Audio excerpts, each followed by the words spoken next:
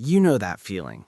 It's 11:30 p.m., you're lying in bed, the blue light from your phone is burning your retinas, and you're scrolling. You see something. Maybe it's a new pair of sneakers, a tech gadget, or some random kitchen tool you didn't know existed 5 minutes ago. Your thumb hovers over that buy now button. It feels good. It feels like you need this. It feels like this one purchase is going to slightly upgrade your life just enough to make you happy. So you click. You get that little rush of dopamine. Order confirmed, arriving tomorrow. But then, fast forward 2 weeks, that item is sitting in a corner gathering dust, or worse, you've already forgotten you bought it. Meanwhile, your bank account looks a little sadder, and you're wondering why, despite working hard, you never seem to have any actual cash left over at the end of the month. You aren't broke because you don't make enough money. You're broke because you have zero friction between I want and I bought. My name is Nash, and I spend way too much time thinking about the psychology of money and why our brains are wired to keep us poor. If you're someone who is tired of looking at your bank account and wondering where it all went, hit subscribe and give this video a thumbs up. It helps the algorithm and it helps you stop being broke. Here's the thing. We live in an economy that is weaponized against your wallet. I'm not being dramatic.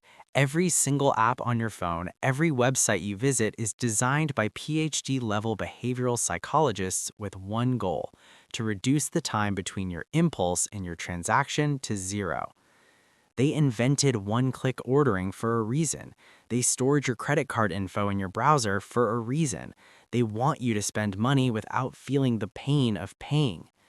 See, psychologically, when you hand over physical cash, your brain registers it as pain. It hurts to hand over a $100 bill.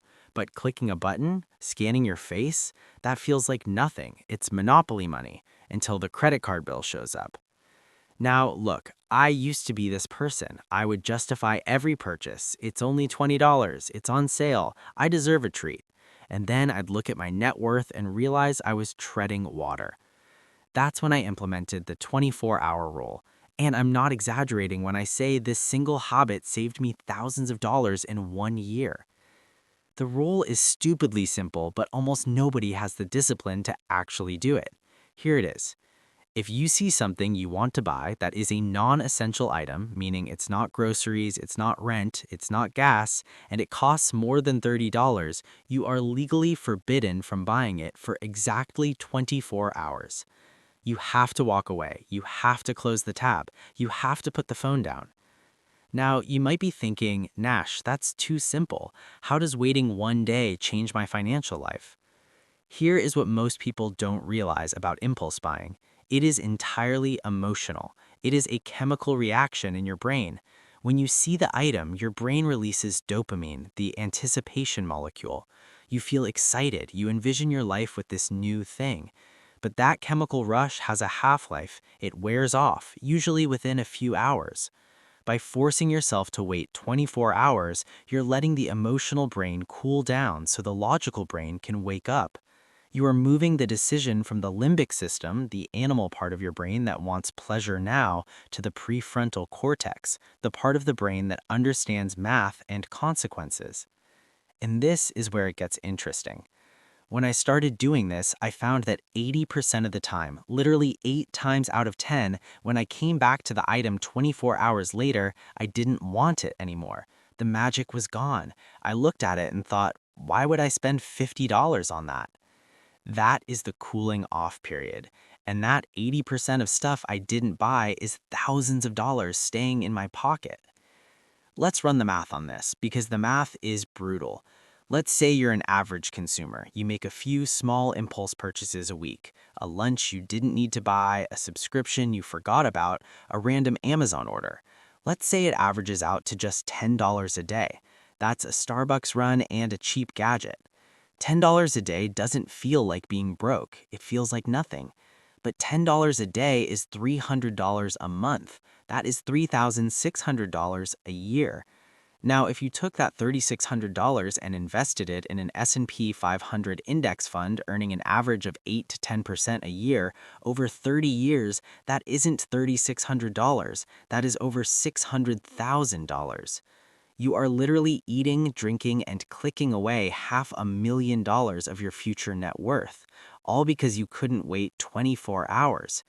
Does that $10 trinket still feel worth it?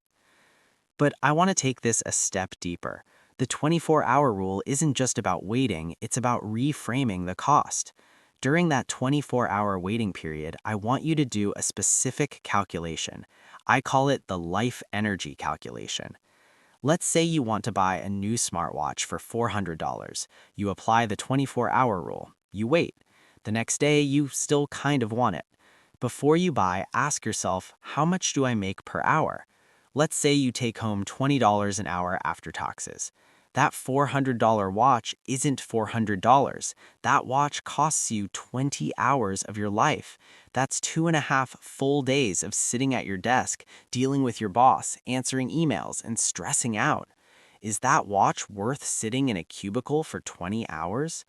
Sometimes the answer is yes, and that's fine. This isn't about never spending money. It's about spending money intentionally.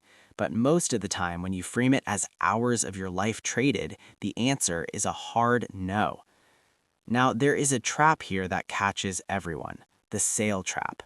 You're scrolling and you see a notification, flash sale, 50% off, ends in 2 hours.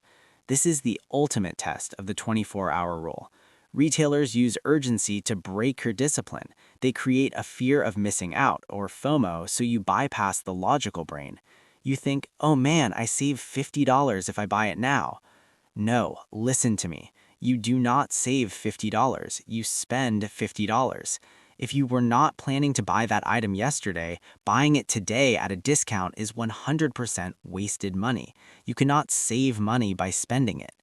If a sale ends in 2 hours, let it end. If the item was actually important to your life, you would have bought it at full price.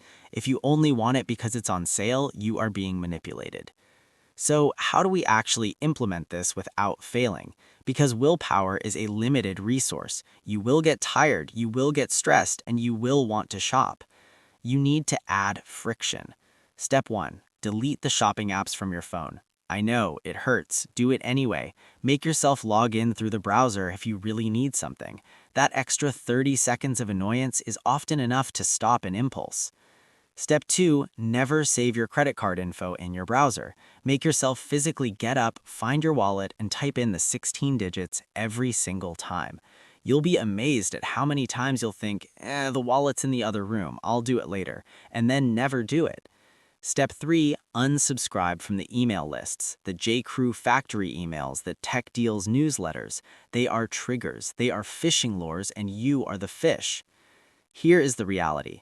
The system is designed to keep you on the hamster wheel. They want you to work hard, make money, and immediately hand it back to them for things you don't need, so you have to go back to work to make more money. The 24-hour rule is your shield. It is the pause button that lets you step off the wheel. Building wealth isn't just about picking the right stocks or starting the perfect business. It starts with plugging the holes in the bucket. You can pour all the water you want into a bucket, but if there are holes in the bottom, you will never fill it up. Impulse buying is the biggest hole in your bucket. Try it for 1 week, just 1 week. Everything over $30, wait 24 hours. Write it down on a sticky note if you have to. I promise you, at the end of the week, you will look at that list of things you didn't buy and you will feel richer than you have in a long time. If you found value in this, smash that like button. It's free and it actually helps. And if you want to know exactly how much you need to save to actually be free, click this video right here. I'll see you over there.